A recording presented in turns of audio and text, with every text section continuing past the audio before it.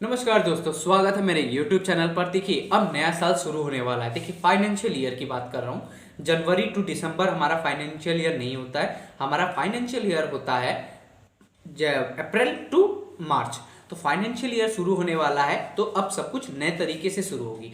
तो आज मैं आपको बताऊंगा यूपीएससी की तैयारी करते टाइम किस किस आईपीसी माने किस किस धारा का सबसे ज्यादा यूज होता है। ये वीडियो मैं 3 से 4 पार्ट में बनाने की कोशिश करूंगा। क्योंकि ये वीडियो मुझे बहुत ज्यादा लंबा नहीं करना है। जितना जल्दी हो सके मैं उतना ज्यादा पढ़ाऊंगा। देखिए, 511 आईपीसी सेक्शंस है, तो उतना तो आपके लिए पढ़ने के लिए भी नहीं होगा और आप उतना समझ भी नहीं पाएंगे, उतना सारा याद भी नहीं रख पाएंगे, याद नहीं रख पाएंगे। तो इसीलिए वहां से इंपॉर्टेंट सेक्शंस मैं निकाल के लाया हूं। As a law student you can believe on me कि यूपीएससी में आपका इससे ज्यादा सेक्शंस नहीं पूछे जाएंगे। देखिए, इसके अंदर सेक्शंस जरूर पूछे जाएंगे, जो कि मैं आपको अभी नहीं बताऊंगा क्योंकि अंदर बताने से वीडियो लंबा हो जाता है। लेकिन इसके बाहर सेक्शंस नहीं जाएंगे। जैसे 307 मर्डर है, तो उसमें A B C D E ये सब है। ये सब आपको खुद देखना पड़ेगा, खुद पढ़ना पड़ेगा। तो पहला सेक्शन से ही शुरू करते हैं। जैसे 360 का नाम लिया तो 307 से ही शुरू करते हैं। 307 अटेम्प्ट टू मर्डर कहता है। अटेम्प्ट टू मर्डर, मर्डर नहीं है वो, मतलब मारने की कोशिश का बात कर रहा है। फिर 30 है मर्डर, मतलब मार दिया उसको, मर्डर। अगर मर्डर कर दिया है, उसकी डेथ हो गई है, जिसको मारा है, तो वो मर्डर चार्जेस लग जाएगा। लेकिन किसी को मारने की कोशिश किया लेकिन वो मरा नहीं, तो वो 307 अटेम्प्ट टू मर्डर लग जाएगा। और ठीक 302 में पनिशमेंट फॉर मर्डर है, मतलब जो मारा है, उसका मर्डर किया है, उसका क्या पनिशमेंट होगा वो 302 में बताया गया है। अब 304 में देखते हैं। 304 का ए बताते हैं, कॉजिंग डेथ फॉर नेग्लिजेंसी।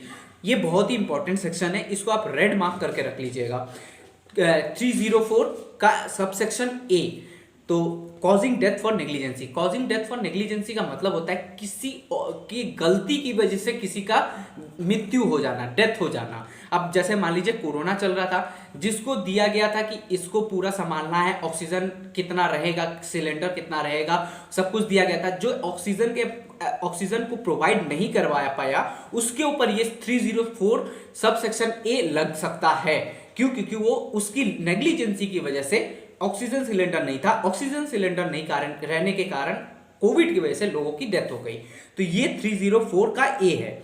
फिर 376 है, ये भी बहुत इंपॉर्टेंट सेक्शन है, पनिशमेंट फॉर रेप है ये।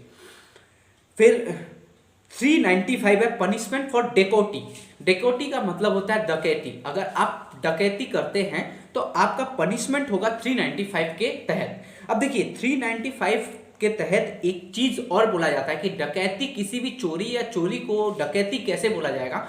अगर किसी भी चोरी में 5 लोग से ज्यादा शामिल हैं, 4 लोग से ज्यादा शामिल है, मतलब 5 लोग अगर शामिल हैं तो उसे डकैती कहा जाएगा। और अगर 4 लोग शामिल है तो उसे रॉबरी कहा जाएगा। ठीक उसी के नीचे सेक्शन है 390। इस तरफ आप सारा सेक्शन देख पाए होंगे। हम थोड़ा जल्दी बताने की कोशिश कर रहे हैं जिससे ज्यादातर सेक्शन कवर हो जाए एक वीडियो में ही।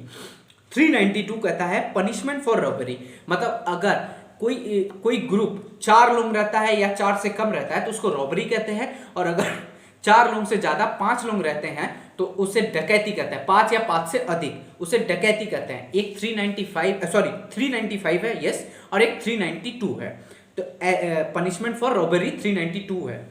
और 377 अननेचुरल ऑफेंस। अननेचुरल ऑफेंस बहुत इंपॉर्टेंट नहीं है, फिर भी आप सुन के रखिए। अननेचुरल ऑफेंस का मतलब होता है कि जो नेचर के खिलाफ है। जैसे कि आप सेक्स कर रहे हैं एनिमल के साथ, एनिमल सेक्स करते हैं, तो ये आपके ऊपर ये सेक्शन लग सकते हैं, ये धारा लग सकती है।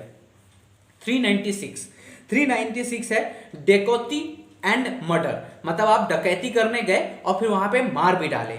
तो 5 लोग से ज्यादा थे, इसीलिए उसको डकैती कहा जा रहा है। और वहां पे जाकर आप जिस घर में गए या जहां पे गए वहां पे अगर आप मर्डर कर दिए तो आपके ऊपर लग जाएगा 396, धारा 396। 365 किडनैपिंग एंड अबडक्टिंग। इसमें क्या होता है, किडनैपिंग का मतलब होता है कि किसी बच्चे को 18 साल के नीचे को अगर आप किडनैप करते हैं तो आप उसको किडनैपिंग कहा जाएगा। और अबडक्टिंग जो होता है वो किडनैपिंग करते हैं किसी एडल्ट को, मतलब 18 साल के ऊपर को अगर आप किडनैप कर लेते हैं, मतलब उनको किडनैप करते हैं, तो आपके ऊपर अडेप्टिंग का चार्जेस लग जाएगा। अब अगर आप किसी बच्चे को, ये सेक्शन इंपॉर्टेंट है, ध्यान से सुनिएगा, 365 है ये सेक्शन। अगर आप किसी बच्चे को, उसके साथ उसके पिताजी को, दोनों को किडनैप कर लिए हैं, तो आपके ऊपर किडनैपिंग के भी चार्जेस लगेंगे और अब्डक्टिंग के भी चार्जेस लगेंगे, क्योंकि उसका जो बच्चा है वो 18 के नीचे है और उसके जो पिता है वो 18 से ज्यादा है। तो और 34 बहुत इंपॉर्टेंट सेक्शन है, ये आप लिख लीजिए। अगर आप कॉपी लेके बैठे हैं ये वीडियो देखने तो जरूर लिख लीजिए।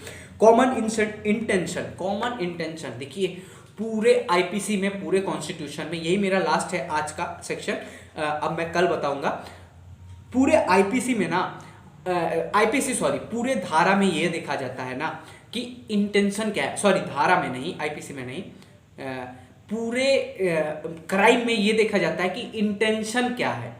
पूरे क्राइम का इंटेंशन ही खोजा जाता है। ये जो कोर्ट में जाके हम लोग लॉयर लोग, हम लोग जो बात करते हैं ना, हम लोग अपोनेंट लॉयर से बात करते हैं, अपोनेंट एडवोकेट से जो बात करते हैं, वो हम लोग इंटेंशन निकालने की कोशिश कर रहे हैं कि भाई कोई लड़की एक लड़के को चाकू मार दी, तो इंटेंशन क्या था, उसको मर्डर करना था तो क्यों करना था, किस लिए करना था, कहां करना था, किस लिए, कहां पे हुआ, सब कुछ का डिटेल हम लोग कोर्ट के सामने रखने की कोशिश करते हैं। तब जाकर हमको पता चलता है कि ये मर्डर किस लिए हुआ था। अब मान लीजिए वो लड़की को रेप करने आया, तो रेप करने आया, वहां पे वो चाकू मार देती है वो लड़की और उसको मार डालती है, तो इसमें जज साहब उसको कोई भी सजा नहीं देंगे। हाँ, छोटी मोटी सजा दे सकते हैं क्योंकि वो कानून अपने हाथ में ली है, लेकिन उसको कोई बड़ी सजा नहीं मिलेगी। मर्डर का जैसे 10 साल का सजा है, 7 साल का सजा है या लाइफ इंप्रिजनमेंट है, ये कुछ भी सजा उसको नहीं मिलेगा। मैक्सिमम मिल सकता है 2 साल विद फाइन, या फिर अगर आप फाइन नहीं देते हैं तो 3 साल, ऐसा हो सकता है। वो भी बहुत ही सिंपल वो मिलेगा, रिगरस जेल नहीं मिलेगा, सिंपल जेल मिलेगा। जाइए, खाइए, पीजिए, रहिए, अंदर रहिए, चुपचाप बैठे रहिए। तो आज का वीडियो यही समाप्त करते हैं। जय हिंद, जय भारत। नेक्स्ट वीडियो कल ही आएगा इसी सेक्शन के साथ, दूसरे सेक्शन के साथ। यूपीएससी के लड़के अगर आप हैं तो कॉपी बुक लेके बैठिए ये सेक्शन देखने के लिए, क्योंकि ये मोस्ट इंपॉर्टेंट सेक्शन मैं बता रहा हूँ आप लोगों को।